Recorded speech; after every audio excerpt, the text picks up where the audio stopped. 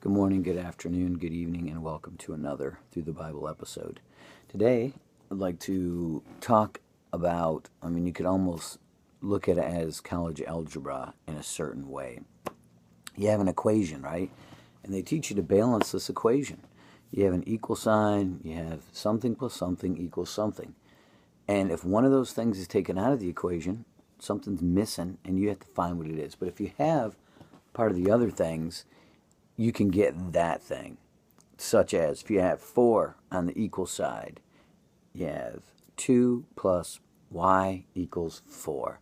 Solve for y. It's so easy. Most normal people say, you put a 2 in there, you get 2 plus 2 equals the y. And that's what you do. You just balance the equation. You figure it out. And it's a basic thing in math. And the thing is, in people's lives, you also need to balance the equation. I've seen a lot of things, read a lot of things, and noticed a lot of things. And even recently, I was somewhat, I wouldn't say irritated, but I was somewhat pricked into thought and action by a TV article I saw, or an article I read, and it said the death of white Christian America. And I'm thinking, cool, let's see what this guy's saying. What's he talking about? Is he talking about, is it a race issue? Is it a spiritual issue? What's the issue? Who is this guy? What is this deal?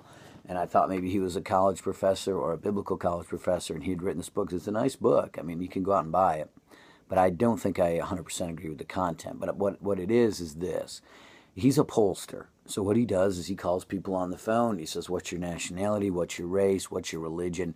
Who are you? Because what they do is political groups and different groups gather all this mass amount of information to give TV polls, just information, blogs, groups to say what's the demographic of our society, what percentage is black, Hispanic, American, Latino, what percentage is Catholic, Protestant, Methodist, Muslim, Hindu.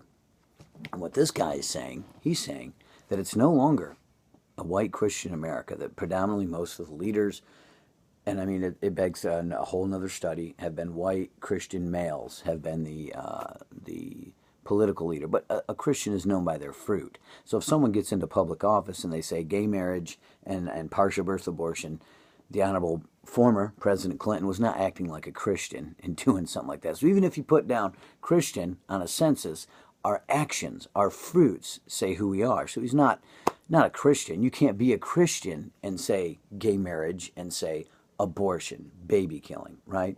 So anyways, where I'm going with all this is you have to have God in the equation somewhere. And if you take him out of the equation, he'll put himself back in. And that's basically a study I've been doing recently here.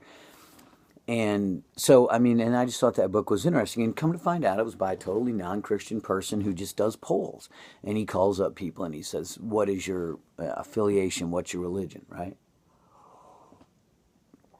But the similar thing happened a long time ago. I'm going to tell you about, you've heard of the Apostle Peter. He was Jesus' follower. Jesus died, rose from the dead.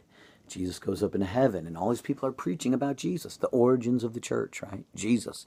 And they're teaching every day, and miracles were happening. People are raising, blind people are seeing, deaf people are hearing, demons are being cast out. So you have miracle after miracle after miracle with this new movement. And up until then, they were bringing the sacrifice and offering in the temple, and you had the Pharisees and the Sadducees, and basically the political, religious elite.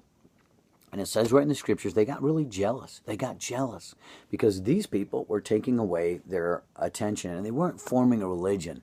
A lot of times,